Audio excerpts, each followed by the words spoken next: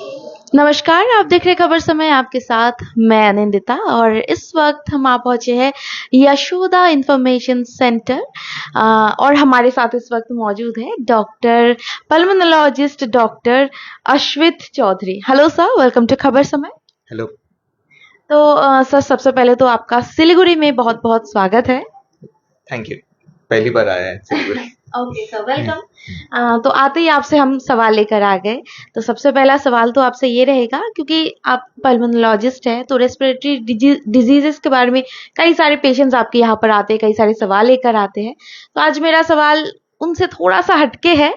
कुछ नया सवाल है, या फिर ये कह सकते हैं कि बहुत से लोग हैं जो व्यूअर्स हैं हमारे, उनके मन में भी ये सवाल कभी ना कभी आया होगा, कहीं ना कहीं से आया होगा कि रात के समय में खराटे बहुत लोग मारते हैं। तो स्नोरिंग या फिर खराटे से रेस्पिरेटरी डिजीजेस का कोई संबंध है क्या? You want me to- हाँ हाँ, जरूर संबंध है। स्नोरिंग, ये कराटे, नाक डकार जो भी बोलते हैं, उसकी वजह से यूजुअली ओबेसिटी में होता है, मोटापे में होता है ये प्रॉब्लम। मोटापे में क्या होता है, सांस के रास्ते में फैट एक्यूमुलेट हो जाता है, सांस के रास्ते का डायमीटर कम हो जाता है। एंड मेनली वो स्नोरिंग सोने के समय ही ज्यादा दिक्कत होता है, क्योंकि उस समय मसल का टोन कम होता है, तो इसलिए डायमीटर और कम हो जाता है और आवाज निकलता है। उससे मेजर प्रॉब्लम ये है, ऑक्सीजन का लेवल कम हो जाता है। ऑक्सीजन तो पूरा शरीर को जरूरत है। वो धीरे धीरे धीरे धीरे धीरे आपका याददाश्त कम होना, आपका हार्ट का कैपेसिटी कम होना, ब्रेन में स्ट्रोक होने का रिस्क होना, ये एक दिन में नहीं होता ये प्रॉब्लम। ये long term, over time slowly slowly slowly slowly बढ़ता जाएगा और इंटर्न वेट भी और गेन करेगा, क्योंकि फ्लूइड रिटेंशन भी होता है, शरीर में पानी ज्यादा रह जाता है। ठीक है, तो पूरा हेड से लेके टो तक वो इफेक्ट करता है। तो इसलिए नाक डकार जब भी आता है, जरूर स्लीप स्टडी करना है, सिंपल स्लीप स्टडी। अभी तो टेक्नोलॉजी इतना एडवांस हो गया है, घर आके कर रहे हैं लोग स्लीप स्टडी। सिर्फ मशीन कनेक्ट करता है, उसका डेटा एनालिसिस करके हम डायग्नोसिस बनाते हैं। तो सर, आपने कहा स्लीप स्टडीज के बाद अगर स्नोरिंग की बात करें तो ये बहुत ही कॉमन प्रॉब्लम है। अगर 10 में से बात करें, 7 घर में, 8 घर में, हर किसी ना किसी में, मेल हो फीमेल हो, स्नोरिंग का प्रॉब्लम रहता है। तो वो किस तरीके से, अगर वो स्लीप स्टडीज ना करे या फिर डॉक्टर के पास ना जाए, अगर होमली रेमेडीज की बात करें तो किस तरीके से वो प्रिवेंट कर सकते हैं? पहले तो हर स्नोरिंग, सबको स्नोरिंग, जिसको भी स्नोरिंग होता है सबको नींद का प्रॉब्लम होने की जरूरत नहीं है। तो वो स्नोरिंग का प्रॉब्लम कितना सीवियर है देखना जरूरी है। माइल्ड, मॉडरेट, सीवियर करके हम डिवाइड करते हैं। माइल्ड बीमारी में कोई ट्रीटमेंट लेने की जरूरत नहीं है, सिर्फ वेट लॉस काफी है। ठीक है, सिर्फ मॉडरेट और सीवियर, इसमें ट्रीटमेंट की जरूरत है वेट लॉस के साथ। ठीक है, तो एटलीस्ट अगर आप हॉस्पिटल नहीं जाना चाहते हो, कम से कम आपका वजन में कंट्रोल रखना जरूरी है। बीएमआई, यानी बॉडी मास इंडेक्स, हिंदुस्तान के लोगों के लिए या इंडियन पॉपुलेशन के लिए 18.5 टू 23.5 नॉर्मल है, उस रेंज में रखना है। तो स्नोरिंग की बात आपने कही है। स्नोरिंग एक ऐसी बीमारी हम कह सकते हैं, या फिर एक ऐसी आदत जिनको होती है शायद उनको प्रॉब्लम नहीं होती, लेकिन बाजू में सोने वाले लोगों को बहुत बहुत ज्यादा दिक्कत होती है। तो अगर आपके घर में भी कोई ऐसा है जिनके पास आप देख रहे हैं ऐसे सिम्टम्स कि जिनको स्नोरिंग की प्रॉब्लम है या फिर खर्राटे मारने की प्रॉब्लम है, तो आप जरूर से कांटेक्ट कर सकते हैं। डॉक्टर के साथ कंसल्ट कर सकते हैं। और सब यहाँ पर है, आप यहाँ पर भी आकर एक बार जरूर से कांटेक्ट कर सकते हैं यशोदा इंफॉर्मेशन सेंटर पर। सर, इसी के साथ दूसरे सवाल पर भी जाते हैं, क्योंकि बहुत ही कॉमन इश्यूज पे आज हम बात कर रहे हैं। जो रेस्पिरेटरी डिजीजेस है उसमें एक का नाम है अस्थमा। तो ये अस्थमा या फिर एस्मा हम कहे तो कभी कई बार होता है कि वो बचपन से ही वो आ जाता है किसी किसी को। इसको किस तरीके से हम प्रिवेंट कर सकते हैं, या फिर अगर किसी के पास, अगर हम देखें कि छोटे छोटे बच्चों को प्रॉब्लम होती है, जो स्कूल गोइंग्स बच्चे हैं, तो किस तरीके से हम उनको कंट्रोल कर सकते हैं कि वो आगे चल के और ना बढ़े? ये प्रॉब्लम एक्चुअली मेरे घर में भी है। अच्छा। इतना कॉमन है। ठीक है, तो जिसको बच्चों में मेनली लंबा समय अगर खांसी रह रहे, तो आप उसको इग्नोर मत करिए। जरूर एक बार पीडियाट्रिशियन या पल्मोनोलॉजिस्ट को दिखा के ट्रीटमेंट जल्दी स्टार्ट करना है। इसमें प्रिवेंशन कैसे करना है, वहां तक अभी साइंस पहुंचा नहीं है। तो अर्ली डिटेक्शन एंड जिस बच्चा को आस्मा होता है, जिस बच्चा को नहीं होता है, वो कहना as of now we don't have methods to detect. अगर परिवार में माता पिता को किसी को एलर्जी का तत्व है तो बच्चों में एलर्जी का तत्व आने का चांस ज्यादा है। तो वी नीड जेनेटिक थी। हाँ, वो कौन सा जीन से इससे वो हो रहा है, बहुत सारे चांस में माता पिता को है, बट बच्चों को नहीं भी रह सकता है। बट जब भी फैमिली हिस्ट्री रहता है उसको सिग्निफिकेंट हमको लेना है। एंड जो नॉर्मल डिलीवरी होता है, पैदाइश, उस समय उनको आस्मा होने का चांस कम रहता है, सिजेरियन सेक्शन में ज्यादा रहता है। ये सब एसोसिएशंस हैं, but it's not strongly proven, बहुत स्ट्रांग एसोसिएशन नहीं है। बट फिर भी जरूर हम फैमिली हिस्ट्री है तो हमको ध्यान रखना पड़ेगा। सिर्फ आस्मा नहीं, कोई भी एलर्जी का तत्व है फैमिली में, बार बार जुकाम हो जाना या स्किन एलर्जीज हो जाना, उनके परिवार में भी बच्चों में आस्मा रह सकता है। एंड अर्ली डिटेक्शन, एंड अगर ट्रीटमेंट नहीं देते हैं, बच्चा का फेफड़े का ताकत, फुसफुस का ताकत कम हो जाता है, ठीक है। तो इसलिए अर्ली ट्रीटमेंट देना है। एंड इनहेलर्स या नेबुलाइजर जरूरत के हिसाब से हमको देना होता है।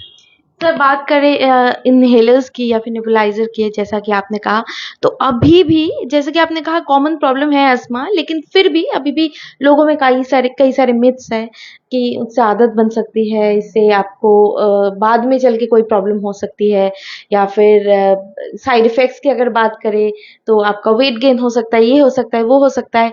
तो किस हद तक ये सही है या फिर किस हद तक आप मिथ को मिथ ही कहेंगे? तो एलोपैथी प्रैक्टिस में जब भी हम मेडिसिन प्रिस्क्राइब करते हैं, हम एक फिजिकल बैलेंस लेते हैं और देखते हैं इसका रिस्क कितना है, बेनिफिट कितना है। पैरासिटामॉल से लेके एडवांस्ड कैंसर थेरेपी तक वही रूल हम फॉलो करते हैं, ठीक है। तो पेशेंट, मरीज को रिस्क कितना होगा, बेनिफिट कितना होगा। तो आस्मा की वजह से मरीज को बिना ट्रीटमेंट रिस्क ये है, फेफड़े के ताकत कम हो जाएगा, फ्यूचर में हमारा इनहेलर काम भी नहीं करेगा ट्रीटमेंट नहीं दिया तो इनहेलर में दो कंपोनेंट्स होते हैं। एक है लॉन्ग एक्टिंग बीटा एगोनिस्ट, उससे दिल का धड़कन थोड़ा बढ़ सकता है, वही मेजर साइड इफेक्ट है, बाकी और कोई साइड इफेक्ट नहीं है। नेक्स्ट, इनहेल्ड कॉर्टिकोस्टेरॉइड्स, वो माइक्रोग्राम की डोज में रहता है। हल्का वजन बढ़ सकता है, 1 किलो 2 किलो, उससे ज्यादा नहीं बढ़ना चाहिए उतना डोज में, ठीक है। एंड जो हम माइक्रोग्राम में दे रहे हैं उसमें 20 या 30% ही फेफड़ा तक पहुंचेगा, शरीर के अंदर तक जाएगा, ठीक है। एंड जो मेनली एयरवेज में जो इन्फ्लेमेशन रहता है आस्मा में, उसको शांति करना बहुत जरूरी है। नहीं है तो क्वालिटी ऑफ लाइफ बहुत खराब हो जाएगा। जो काम अच्छी से नहीं कर पाएगा या पढ़ाई में कंसंट्रेशन नहीं कर पाएगा, नींद अच्छी से नहीं आएगा। तो basically target quality of life अच्छा मेंटेन करना है। और जो मेन चीज, एडिक्शन पोटेंशियल रहने वाला कोई भी पदार्थ इनहेलर में नहीं होता है। आदत और जरूरत में फर्क पता होना चाहिए। जी बिल्कुल। तो इस बात से मैं भी सहमत हूँ। अगर आप एक सही मात्रा में आप दवाई हो या फिर कुछ भी हो, एक सही मात्रा तक ले तो उतना ही आपके लिए सही है, लेकिन उससे ज्यादा अगर आप उसको इस्तेमाल करते हैं वो आदत बन सकता है और वो आपके शरीर के लिए हानिकारक भी हो सकता है। यही सब बातें हैं जो डॉक्टर आज हमारे साथ साझा कर रहे हैं। और भी कई सारी बातें हैं, और जैसे कि डॉक्टर ने कहा इससे पहले भी कि एलर्जीज एक बहुत ही मैसिव चीज है, कि कई सारे फैमिलीज में देखा जाता है कि उनके माता पिता या फिर उनके माता पिता, दादा दादी, इन सबको एलर्जीज की प्रॉब्लम है। ऐसा हमने भी कई बार देखा है कि नॉर्मल एक इंसान बात कर रहा है, अचानक से छींकना स्टार्ट किया, फिर कंटिन्यूअसली वो छींक रहा है, फिर रनी नोज, फिर नाक का लाल हो जाना, आंखें लाल हो जाना, ये सब हमने देखा है। तो वो एलर्जीज किस तरीके से रेस्पिरेटरी डिजीजेस के सिम्टम्स बन सकते हैं? तो रेस्पिरेटरी सिस्टम यहाँ से स्टार्ट होता है, नाक के शुरू से स्टार्ट होता है, फेफड़ा तक होता है। तो ये भी हम रेस्पिरेटरी सिस्टम के पार्ट ही मानते हैं, नाक को भी अपर रेस्पिरेटरी ट्रैक्ट है। तो पूरा जब बार बार जुकाम होने वाला बच्चा या आदमी को आस्मा भी साथ में रह सकता है। 80% साथ में रहता है, 80% लोगों को दोनों साथ में रहता है। टेस्ट करके प्रूव करना है बस। तो ये कारण इंडिया में बहुत कॉमन है, house dust might. House dust might है, एक सूक्ष्म रूप में कृमि है, वो एक आर्थ्रोपोड है, जैसे कॉकरोच, मस्कीटो आर्थ्रोपोड्स है, वैसा ही वो एक इंसेक्ट है। वो साधारण आंख को नहीं दिखता है, बेडशीट का थ्रेड्स के बीच में वो छुप जाता है उस डस्ट माइट का पार्टिकल से हमको एलर्जी होने का चांस होता है। वो हाईली एलर्जेनिक डस्ट है। तो अगर हम बेडशीट्स रेगुलरली वॉश नहीं करता है, या हम सॉफ्ट टॉय, बच्चा का सॉफ्ट टॉय 10 साल पहले खरीद लिया, हमेशा साथ में रख रहे, तो उसमें डस्ट माइट बहुत बहुत बहुत इकट्ठा हो जाता है, एंड उसकी वजह से एलर्जी आने का चांस रहता है। तो इसलिए डस्ट माइट एलर्जी यूजुअली ये पूरी साल रहता है। अच्छा। सिर्फ सीजन चेंज में नहीं होता है। जब पेशेंट घर पहुंचता है, उनका सिम्टम स्टार्ट हो जाता है, या रात में ज्यादा सिम्टम होते हैं, सुबह सुबह पूरा नाक बंद रहता है, साई साई सी आवाज आता रहता है, तो ये पूरी साल रहता है। नेक्स्ट सीजनल एलर्जी है, वो पोलन की वजह से होता है, वो पेड़ पौधों से होता है। अच्छा। ठीक है, तो यूजुअली हिंदुस्तान में पोलन कैलेंडर एक होता है, एक एक जगह के हिसाब से वहां का फ्लोरा एंड फौना, वहां की पेड़ पौधों के डिस्ट्रीब्यूशन के हिसाब से पोलन ग्रेन्स इस सीजन में ज्यादा रहता है करके पब्लिश लिटरेचर है। उसके हिसाब से जब भी इसमें सिम्टम ऐसा होता है, घर से बाहर जाने के तुरंत आंखें लाल हो जाना, जुकाम हो जाना, ये होता है, ये सीजनल होता है। सो दोनों के लिए हमारे पास इम्यूनोथेरेपीज हैं। और नाक में डालने वाला, अगर माइल्ड बीमारी है तो उस सीजन में सिर्फ टेम्पररीली नाक में डालने के लिए स्प्रे यूज कर सकते हैं। अगर सीवियर प्रॉब्लम आ रहा है तो इम्यूनोथेरेपी देना पड़ेगा। इम्यूनोथेरेपी मतलब वही एलर्जिन, जो ही पोलन ग्रेन हम सूक्ष्म रूप में पहले से बॉडी में या ड्रॉप्स के रूप में जीभ के अंदर डालना, या इंजेक्शन रूप में देते हैं। तो उससे क्या होता है, आपका इम्यून सिस्टम ट्रेन हो जाता है। हाँ, ये इस पदार्थ से हमको ज्यादा रिएक्ट नहीं करना है, ये हमारे लिए एनिमी नहीं है करके समझना है। ये डेली बेसिस में मेरे शरीर में आ रहा है, तो उससे रिएक्ट करने की जरूरत नहीं है करके ट्रेनिंग करना है। वो 1-2 साल का प्रक्रिया है। तो सर आपने कहा इम्यूनो जो थेरेपी या फिर सीजनल जो एलर्जीज होती है इसके बारे में कहा, तो सीजनल एलर्जीज को किस तरीके से हम फाइंड आउट करें? क्योंकि हम नॉर्मली हम जानते हैं कि लाइक 1-2 दिन पहले हम बारिश में भीग गए थे, फिर बुखार आ गया, जुकाम आ गया, तो वही दिमाग में रहता है कि मैं बारिश में भीगी थी, उसकी वजह से मेरे साथ ये हो रहा है। तो ऐसा तो हर टाइम में नहीं होता, क्योंकि हर 2-3 महीने में सीजन चेंज होता रहता है। और खास करके अगर बात करें नॉर्थ बंगाल की, आप देख रहे हैं सुबह में बारिश हो रहा है, रात के टाइम पे फिर गर्मी, फिर शाम के टाइम में धूप निकल रहा है, फिर रात के टाइम में फिर सर्दी हो रही है। ऐसा ऐसा कभी लग रहा है कि अप्रैल मई महीने में स्वेटर पहनने की जरूरत पड़ेगी। तो इस तरीके से जो ड्रास्टिकली सीजन चेंज हो रहा है, उस समय में किस तरीके से हम बॉडी को एडजस्ट करें, या फिर जो हमारे फेफड़ा है उस तरीके से किस तरीके से उसे एडजस्ट करवाए सीजन के साथ? हमने एक इम्पॉर्टेंट फिनोमेना ऑब्जर्व किया है कोरोना के समय। तो उस समय क्या किया, सब लोग मास्क पहन लिया और मिलना जुलना कम कर लिया, एलर्जीज कम हो गया, वायरल इन्फेक्शंस कम हो गया। हॉस्पिटल सिर्फ कोरोना की वजह से आ रहा है, बट बाकी प्रॉब्लम्स, इन्फ्लुएंजा का इंसिडेंस ही कम हो गया। तो मोटा मोटे कहना ये है, बारिश जुकाम एलर्जी की वजह से भी हो सकता है, वायरल इन्फेक्शन की वजह से भी हो सकता है। दोनों से बुखार आता है, वायरल इन्फेक्शन में बॉडी पेन्स होता है, एलर्जी सिर्फ जुकाम या स्नीजिंग रहता है, पानी रनी नोज रहता है, कोई पीला बलगम नहीं आता है, या पीला नाक से पानी नहीं गिरता है। तो इन्फेक्शन और एलर्जी में वही फर्क है, बुखार आना चाहिए और मास्क पहन के चलना है। अगर आपका शरीर में अगर आपके शरीर में उस तत्व नहीं है तो मास्क की जरूरत नहीं। अगर आप बार बार इन्फेक्शंस को प्रोन है या बार बार एलर्जीज को प्रोन है, मास्क पहनना बेहतर है। और हिंदुस्तान में कम बात होता है इसके बारे में, adult vaccination.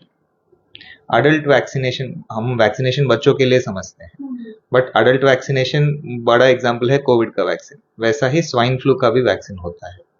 Most common viral infection बारिश के समय स्वाइन फ्लू। तो कोई भी ले सकता है, किसी भी समय ले सकता है? 18 से ऊपर उम्र हर साल लेना बेहतर है।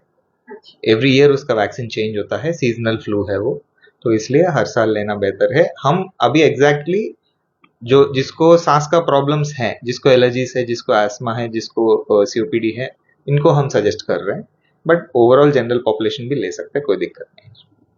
सर अगर बात करें एलर्जीज की, तो आजकल खासकर युवाओं में ज्यादातर देखा जा रहा है कि वो वो बता रहे हैं कि मैं ज़्यादातर टाइम एसी में रहता हूँ, एसी में बैठ के काम करता हूँ, फिर बाद में जैसे निकलता हूँ मुझे एलर्जीज़ होने लगती है। या फिर कोई कहता है कि मेरी फैमिली का बैकग्राउंड ये है, तो सबको है इसीलिए मुझे है। लेकिन ये जैसे कि मैं अगर रेशियो बताऊँ उसी तरीके से सेम जैसा स्नोरिंग का है, हर दूसरे घर में किसी को एलर्जी है, तो खासकर ये युवाओं में क्यों ज़्यादा ये प्रॉब्लम देखा जा रहा है? तो इसके लिए एग्जैक्टली साइंस के पास आंसर नहीं है, बट सिर्फ एक हाइपोथेसिस है, इसके नाम है हाइजीन हाइपोथेसिस। जब हम थोड़ा गरीब देश है, उस समय मिट्टी में बहुत खेलते थे। मेरे बचपन में भी बहुत खेला था मिट्टी में। पेट में कृमि बहुत कॉमन था।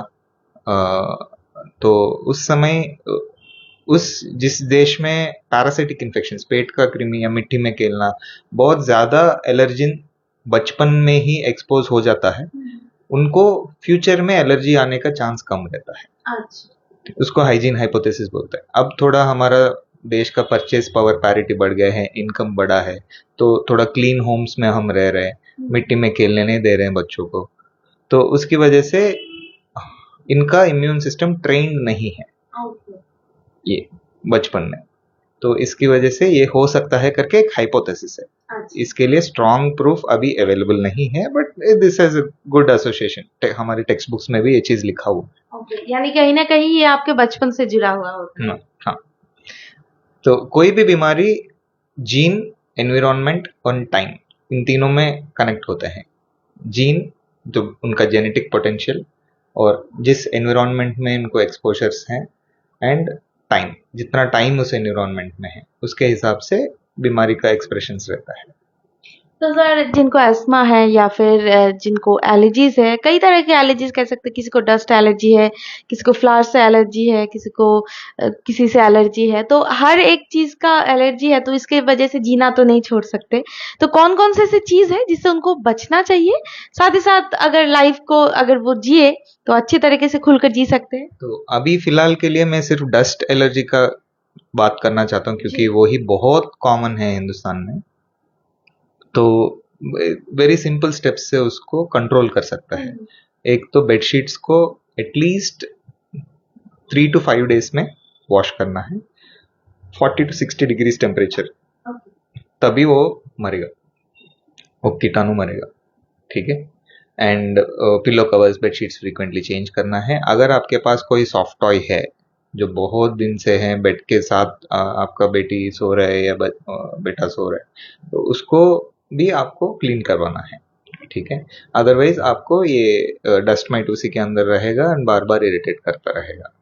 एंड जब भी हाउस में फ्रीक्वेंटली क्लीन रखना है, कोई फंगस वंगस नहीं आने का, मोल्ड ना, black colour mould, usually rain heavy areas में, ह्यूमिड एरियाज में वो ब्लैक कलर में फंगस आ जाता है, तो उसको प्रिवेंट करने के लिए एंटी मोल्ड स्प्रेस भी होता है, या फ्रीक्वेंट वाइट वॉशिंग भी चलेगा। तो ये तो आपने कही बच्चे की बात, या फिर घर को किस तरीके से सुरक्षित रखे उसकी बात। जो अडल्ट है, जो वॉकिंग है, वो किस तरीके से खुद को प्रिवेंट कर सकते हैं एलर्जी से? Same principle, bedsheets frequently change करना है। वह डस्ट एलर्जी में काम पे जाने में दिक्कत नहीं होता, घर आने के बाद ही प्रॉब्लम होता है। तो इसलिए बेडशीट्स रेगुलरली आप चेंज कर वॉश करके रखा, तो बेडशीट्स, कर्टन्स, कोई भी क्लॉथ का चीज घर पे, कारपेट्स भी अगर रख रहा है तो उसको भी स्टीम ये करना पड़ता है, वैक्यूम करना पड़ता है। तो कई सारे सवालों के जवाब तो डॉक्टर ने हमें दे दिया है, लेकिन अभी भी कई सारे सवाल हैं। अगर आपके मन में भी कोई सवाल है तो आप ज़रूर से पूछ सकते हैं हमारे कमेंट सेक्शन पर। जैसे कि हमने स्नोरिंग के बारे में बात करी, साथ में अस्थमा के बारे में बात करी, एलर्जीज़ के डिफरेंट काइंड ऑफ एलर्जीज़ है उसके बारे में भी हमने बात करी। तो सर ऐसी कौन-सी बात है या फिर एक उपदेश हम कह सकते हैं जो आप युवाओं को देना चाहते हैं, तो ऐसी कोई टॉपिक है जिसको आप बताना चाहेंगे? हम चाहते हैं युवा तंबाकू से दूर रहे, क्योंकि कोई भी तरीका का तंबाकू खाने वाला या स्मोक करने वाला तंबाकू, युवा की उम्र में अगर तंबाकू का आदत पड़ जाता है, उसको ब्रेक करना बहुत दिक्कत हो जाता है। लिटरली तंबाकू के अंदर निकोटिन रहता है, वो निकोटिन माइंड को वश कर लेता है, एंड उस पकड़ को निकालने में बहुत मेहनत लगता है। अगर एक बार तंबाकू से आदत पड़ जाता है, उससे छोड़ने के लिए लगभग 30 बार अटेम्प्ट करते हैं आदमी उनकी लाइफ टाइम में, फेल होके बार बार, ठीक है कल से मैं नहीं खाऊंगा तो गुटखा, या कल से मैं नहीं पीऊंगा सिगरेट, सोचते हैं, फिर माइंड उस तरफ खींच लेते हैं, तो on an average 30 times fail होते हैं।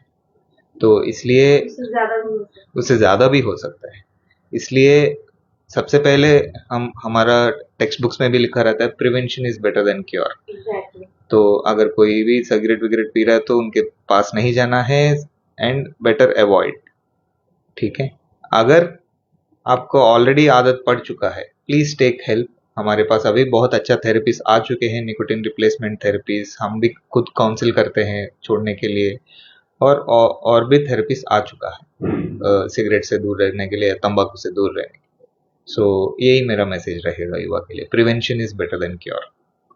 प्रिवेंशन की बात तो आपने कही है, लेकिन जो एडिक्टेड है वो खुद इसको प्रिवेंट नहीं कर पा रहे, वो खुद छोड़ नहीं पा रहे, लेकिन वो चाहते हैं कि मैं अपनी फैमिली की वजह से इसको छोड़ूं, वो इंसिस्ट कर रहे, फैमिली के लोग इंसिस्ट कर रहे हैं, तो वो किस तरीके से इसे छोड़े? क्योंकि जैसे कि आपने कहा 30 से ज्यादा टाइम्स एक आदमी कोशिश करता है, लेकिन कई बार कोई हार भी जाता है, तो हार ना मान के किस तरीके से वो प्रिवेंट कर सके, वो कोशिश जारी रख सकते हैं? कोई भी पल्मोनोलॉजिस्ट या हमसे भी मिल सकते हैं, हम हर महीने आते हैं यहाँ यशोदा फैसिलिटेशन सेंटर में, ओपीडी में। तो हम we can plan a quit plan to that person, quit plan बना के, हाँ इस दिन से छोड़ना है हम, और replacement therapies, nicotine replacement therapies भी लिखते हैं, उसके हिसाब से माइंड उस तरफ नहीं खींचेगा और सक्सेसफुली छोड़ पाएगा। Thank you so much sir. कुछ और सवाल अगर आपके मन में है तो आप जरूर से बता सकते हैं।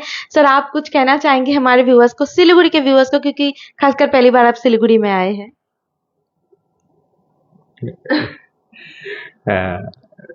अच्छा जगह है, क्लाइमेट अच्छा है आज। जी बिल्कुल बिल्कुल। तो sir thank you so much. और मैं अपने व्यूअर्स को कहना चाहूंगी, आज डॉक्टर अश्वित ने बहुत ही बेहतरीन तरीके से हमको समझाया किस तरीके से स्नोरिंग या फिर खराटे मारना जिसे हम कहते हैं, साथ ही साथ एस्मा का प्रॉब्लम, साथ ही साथ जो एलर्जीज की प्रॉब्लम है उसे किस तरीके से हम क्योर कर सकते हैं और प्रिवेंट भी कर सकते हैं। तो अगर आपके भी फैमिली में किसी को एलर्जी है या फिर एस्मा का प्रॉब्लम है और आप हेल्प सीख कर रहे हैं कि आप कहाँ पर जाए, कि कहाँ से आपको एक अच्छा सा कंसल्ट आप कर सकते हैं, तो आप जरूर से यहाँ पर आ सकते हैं, यानी कि Yashoda information centre. Contact details भी कैप्शन पर दिया गया है, आप कॉन्टैक्ट भी जरूर से कर सकते हैं। यहाँ पर डॉक्टर हर महीने आते हैं। आई गेस सर आप हर महीने जी बिल्कुल, यहाँ पर डॉक्टर अश्वित चौधरी हर महीने अवेलेबल है। तो पल्मोनोलॉजिस्ट है, तो आपको अगर रेस्पिरेटरी डिजीज है आपको, या फिर आपके घर में फैमिली में किसी को भी, तो आप जरूर से यहाँ पर आकर कांटेक्ट कर सकते हैं। साथ ही आपको बता दें, Yashoda information centre, OPD centre, यहाँ पर दूसरे डॉक्टर्स भी अवेलेबल हैं, तो आप उनके लिए भी यहाँ पर आ सकते हैं। कॉन्टैक्ट डिटेल्स कैप्शन पर दिया हुआ है, आप जरूर से कॉन्टैक्ट कर सकते हैं। और बाकी की खबरों के लिए आप हमारे साथ बने रहिए, देखते रहिए खबर समय, हर समय खबर समय। धन्यवाद।